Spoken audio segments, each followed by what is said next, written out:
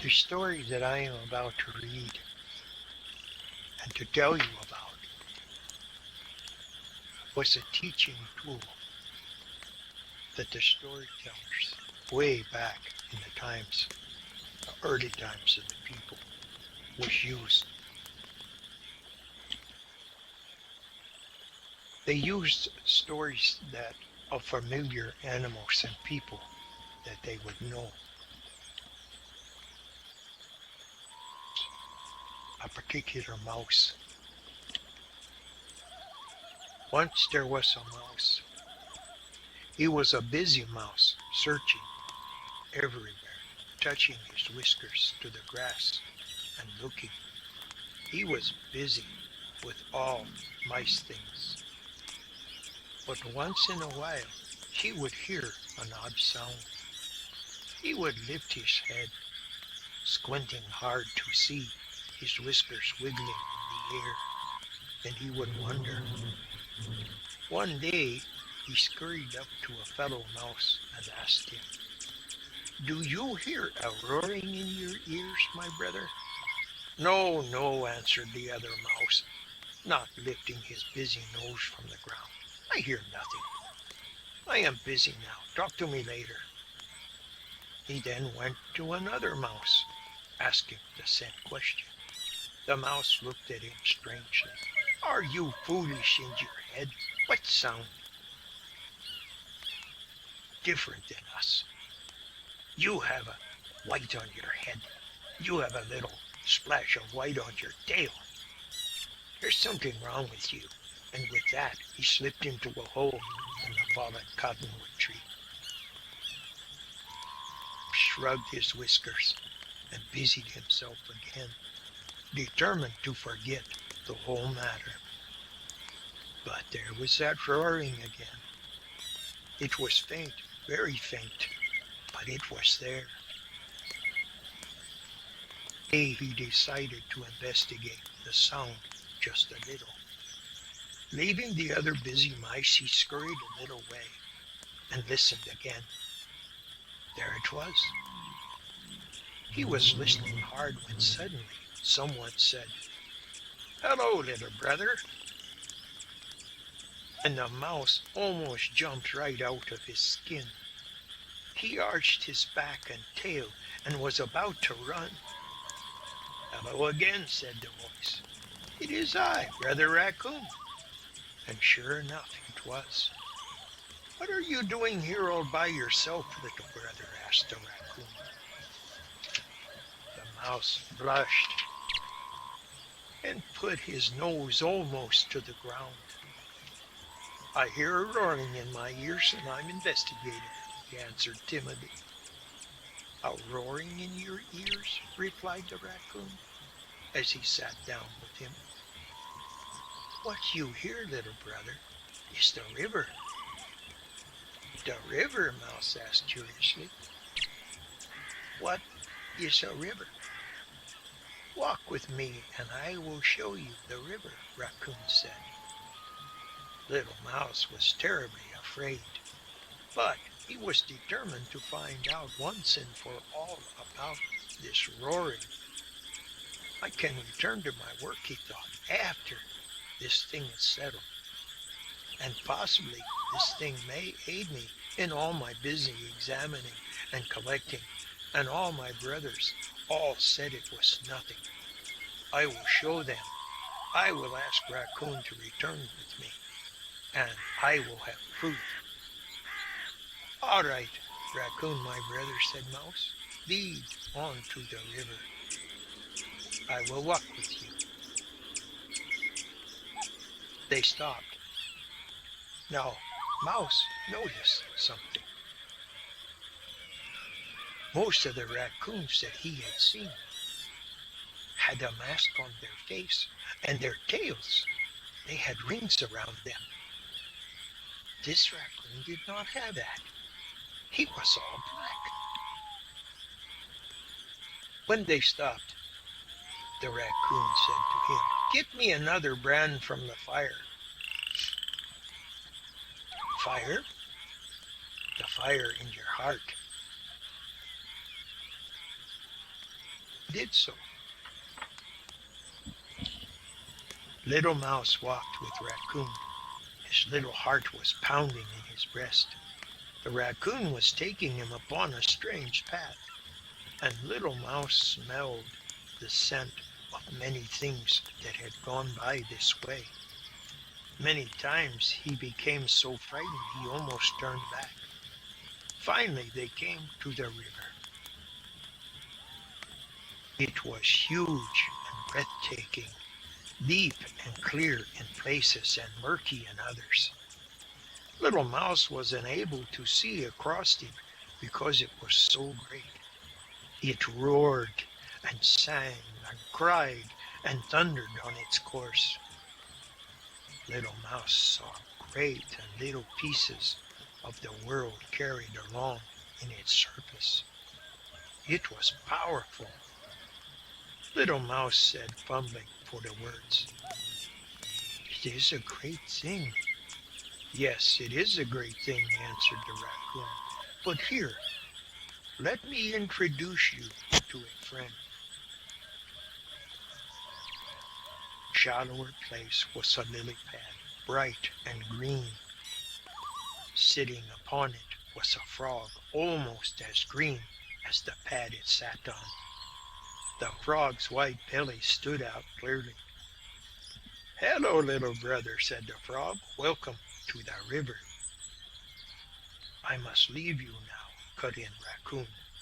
"But do not fear, little brother, for the frog will care for you now. And when you leave him, please be careful of the dots in the skies, which are the eagles and the hawks." And Raccoon left, looking along the river bank for food that he might wash and eat. Little Mouse cautiously, very cautiously, approached the water. He looked into it and saw a frightened mouse reflected there. "Who are you?" Little Mouse asked the reflection. "Are you not afraid of being that far out into the great river?" "No," answered the frog, "I am not afraid. I have been green and given the gift from birth to live both above and within this river. When Winterman comes and freezes this medicine, I cannot be seen. But all the while Thunderbird flies, I am here to visit me. One must come when the world is green.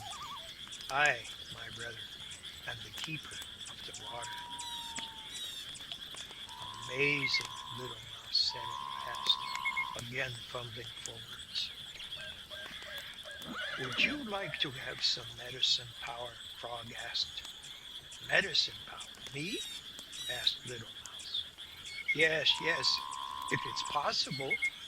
"Then crouch as low as you can, and then jump as high as you are able. You will have your medicine," Frog said. Little Mouse did as he was instructed. He crouched as low as he could and jumped.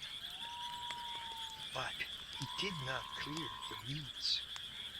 "Oh, try again. Do you trust me, my brother?" "Yes, I guess I do. You must trust me." Then he crouched as low as he could and jumps again. And when he did, his eyes saw the sacred mountains. "Look, those over there." Little Mouse could hardly believe his eyes, but there they were. But then he fell back to earth, and he landed into the river. Little Mouse became frightened and scrambled back to the bank. He was wet and frightened, nearly to death. "You have tricked me," Little Mouse screamed at the frog. "Wait," said the frog. "You are not harmed. Do not let your fear and anger blind you. What did you see?" I I saw the sacred mountains." "And you have a new name," Frog said. "It is Jumping Mouse." Thank you," Jumping Mouse said, and thanked him again and again. I want to return to my people and tell them of this thing that has happened to me. Go, go then, Frog said. Return to your people. It is easy to find them. Keep the sound of the medicine river at your back. Go opposite of the sound and you will find your brother mice. And so Jumping Mouse returned to the world of the mice, but he found disappointment. No one, none would listen to him. And because he was wet and had no way of explaining it, because there had been no rain, many of the other mice were afraid of him. They believed that he had been spat from the mouth of another animal that had tried to eat him. All they knew was that if he had not been food for one who wanted him, then he also must be poison for them. Jumping Mouse lived again among his people, but he could not forget his vision of the sacred mountains. He could not get them out of his mind. Not at all. When he slept, he would dream of them. And so he decided that he must leave again because the memory burned in the mind and heart of Jumping Mouse. And one day he went to the edge of the river place.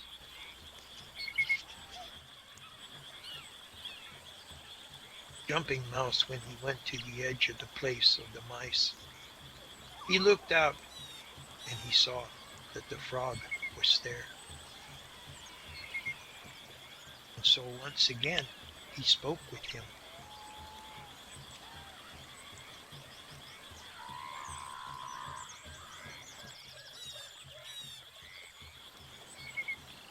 You have come back to seek more wisdom, little mouse? Yes, I have, Brother Frog. Trust me. Yes, I did. And so you got a great reward. I did. Why are you here now, little brother? I remembered the mountains, and you said it was magic. I wish to see these mountains. Well, you have become a journey in itself. You are the journey now, my friend. So, here is what you need to do. Gather food for yourself. Rest a while. And then begin on your journey. The path that you need to follow is there, and the frog hopped to the edge of it. Please, my brother, beware of the dots in the skies that are the hawks and the eagles.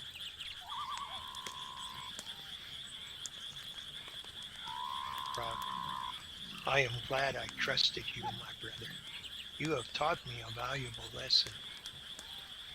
To have faith in your brothers, but to also be wary that you be taken in.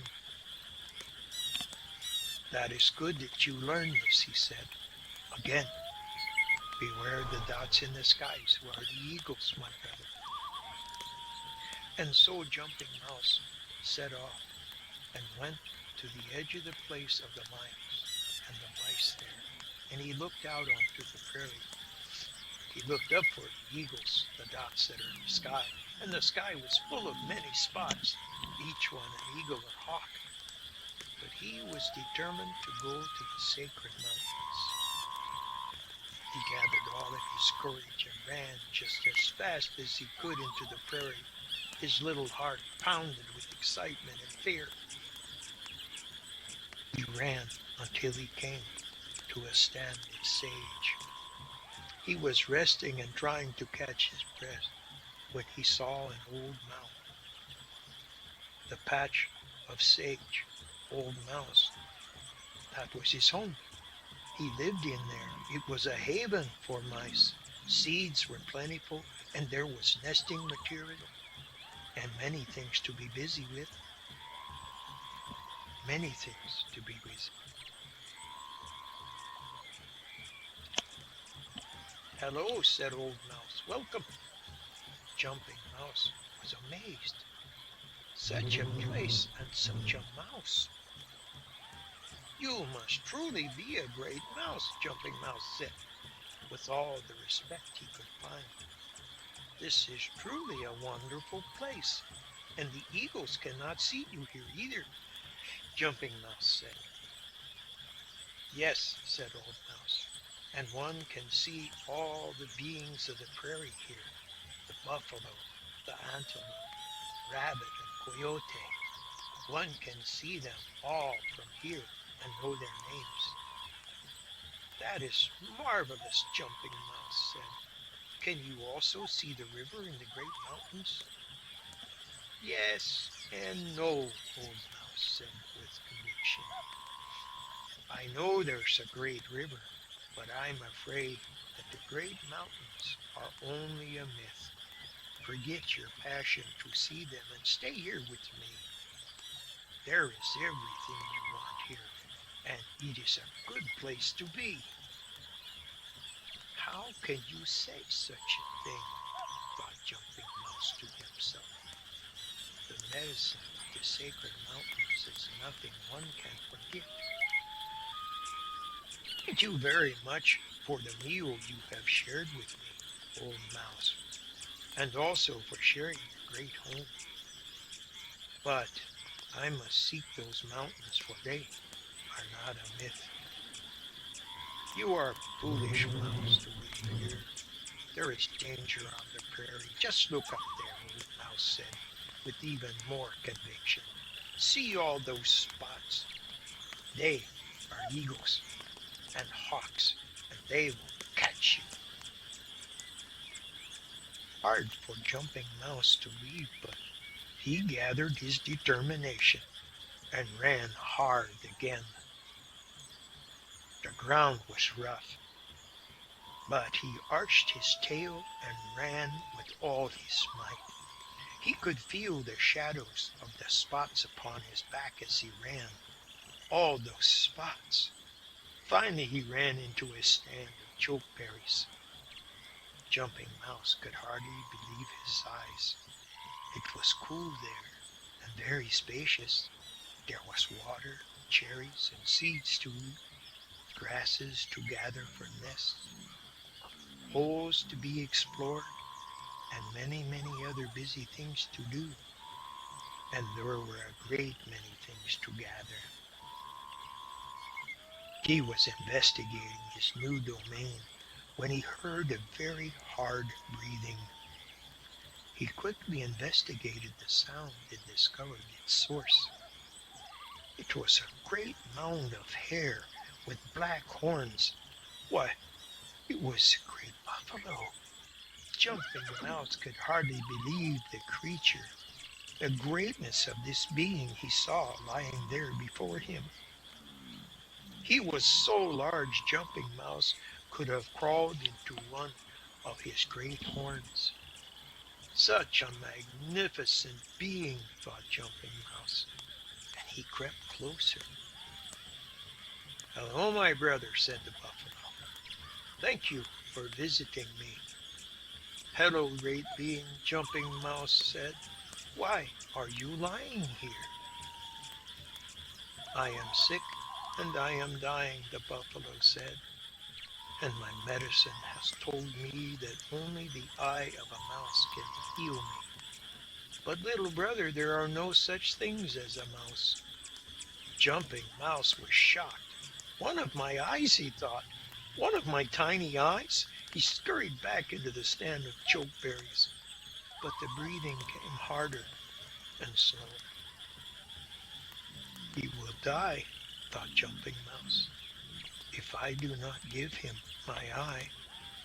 He is too great a being to let die. He slowly went back to where the buffalo lay and spoke. Brother, I am a mouse, he said with a shaky voice.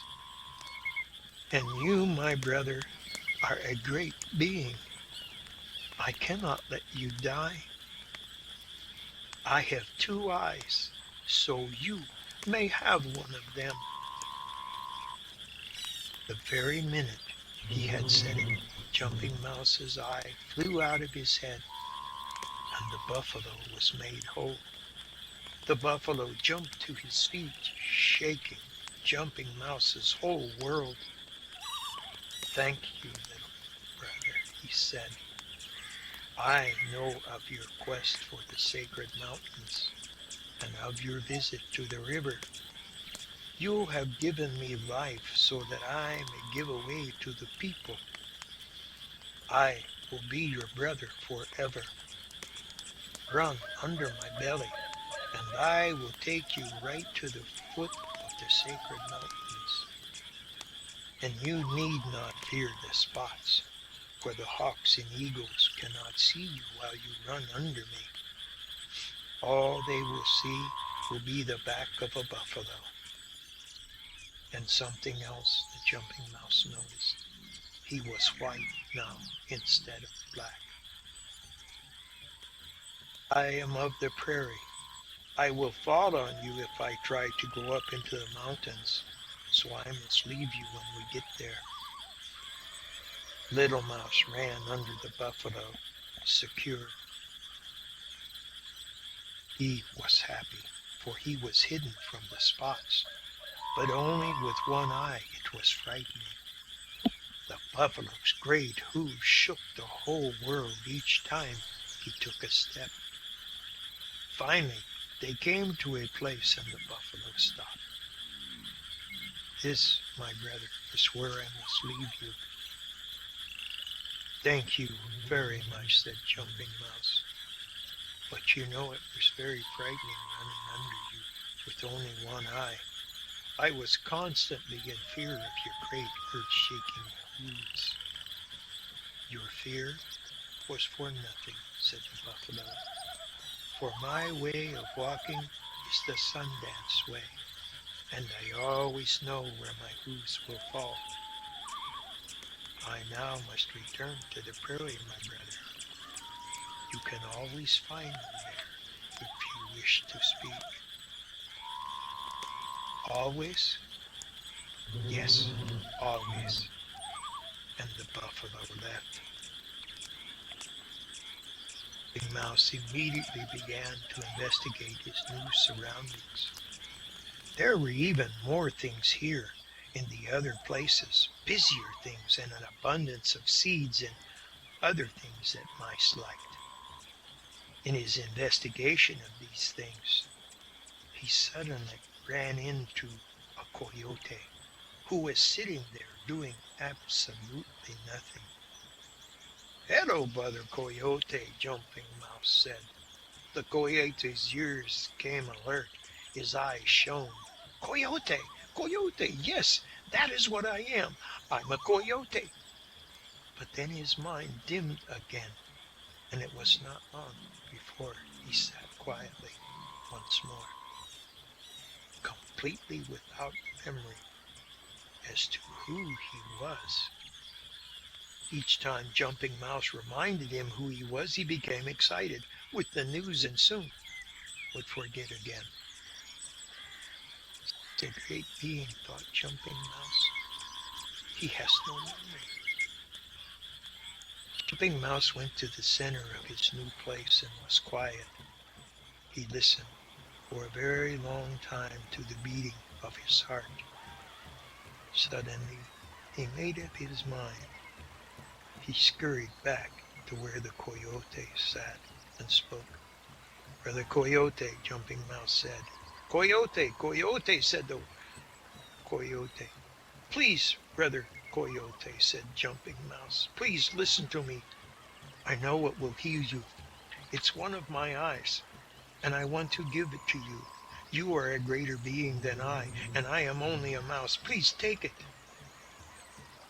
When Jumping Mouse stopped speaking, his eye flew out of his head, and the coyote was made whole. He noticed that the coyote's coat, his fur, was as gold. Tears fell down the cheeks of the coyote, but his little brother could not see them, for now he was blind. You are a great brother, Coyote said, for now I have my memory, but now you are blind. I'm the guide into the sacred mountains. I will take you there. There is a great medicine lake there, the most beautiful lake in the whole world, and mountains. And reflected within the lake, the whole world is. The people, the lodges of the people, and all of the beings in the prairies and the skies are reflected there. Please take me there, Jumping Mouse said. And so the wolf guided him through the pines to the medicine lake. They looked at the lake, and then he took him higher. Jumping Mouse, before they left, drank the water from the lake. The coyote described the beauty to him.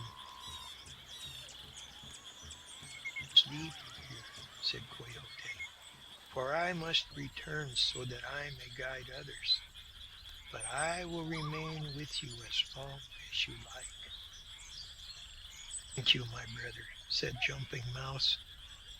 But although I am frightened to be alone, I know you must go, so you may show others the way to this place. Jumping Mouse sat there trembling in fear. I have one more thing I must do. I will pick you up in my mouth and carry you to a special place. It was no use running, for little Jumping Mouse was blind, and he knew an eagle or a hawk would find him here, as they would anywhere. And so Coyote carried him to the highest place he could and set him down upon an edge. After he bid him goodbye, Jumping Mouse felt a shadow on his back and heard the sound that eagles make. He braced himself for the shock, and the eagle hit. Jumping Mouse went to sleep. And then he woke up. The surprise of being alive was great. Can I see? Is that a dim light I see? He thought to himself. But things are blurry. But yes, colors. Beautiful. Then he heard a voice in his ear. Hello, brother. Do you want some medicine? Brother Frog? Is that you? Yes. Do you trust me, little brother? Of course, said Jumping Mouse. But some medicine for me? Yes, yes. Crouch down as low as you can, the voice said, and jump as high as you can. Jumping Mouse did as he was instructed. He crouched as low as he could and jumped. And he began to feel the wind catch him. And the higher he went, the clearer his vision became. Do not be afraid, the voice called to him. Hang on to the wind and trust. Jumping Mouse did. He closed his eyes and hung on to the wind as it carried him higher and higher. And when he opened his eyes, they were clear. And the higher he went, again the clearer they became. Jumping Mouse saw his old friend upon a lily pad on the beautiful medicine lake. It was indeed his brother the frog. His brother called up, Look around you. You have a new name. And Jumping Mouse turned and looked at himself. And he was an eagle.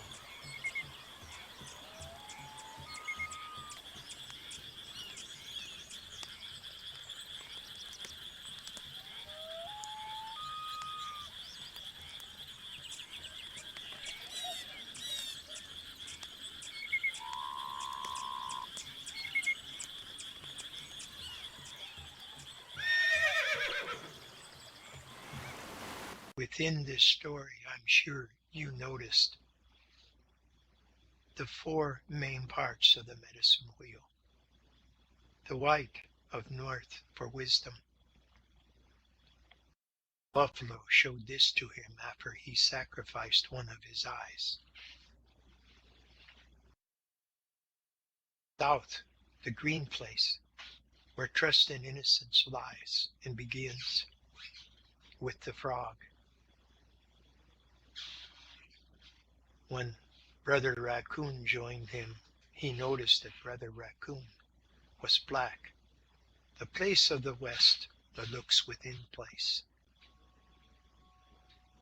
And when he gave his other eye to Brother Coyote, Coyote became gold, the place of illumination, the place of dreaming. East. And so Jumping Mouse in succession walked the medicine wheel and learned through sacrifice and trust the greatest medicine of all, friendship. Friendship with honor and trust, and having the wisdom to use the tools that we are given in our lives from the Creator. So it was that Jumping Mouse spent the rest of his life as an eagle. That was the medicine that he was eventually walking to.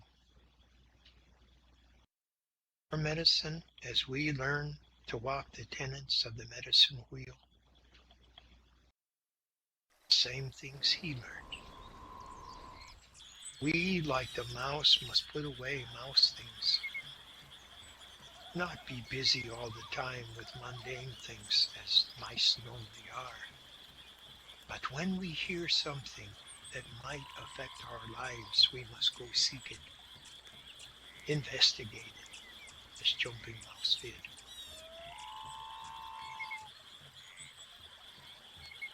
If we walk the wheel, if we are not too much of the north, the place of wisdom, we will learn.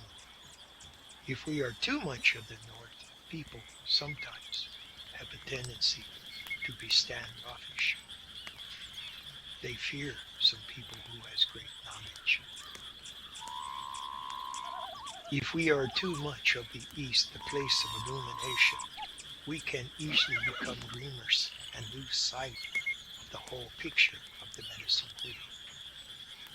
If we are too much of the south, the place of trust and innocence, and do not use the wisdom from the north, sometimes we are taken advantage of.